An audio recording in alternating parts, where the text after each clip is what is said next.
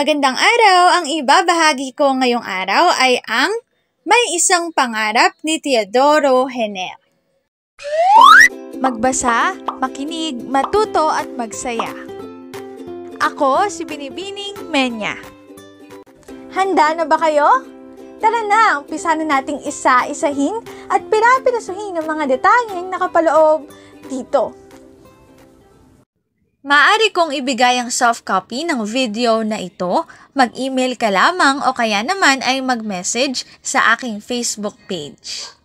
Ilalagay ko ang aking email sa gitnang bahagi ng video at ang Facebook page naman ay sa huling bahagi matatagpuan. Maraming salamat sa panonood!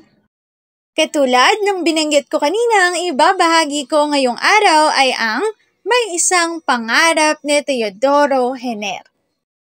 May isang pangarap akong ninanais. Sana sa buhay ko'y mangyaring sumapit. Gagawin ng lahat ng ito'y makamit.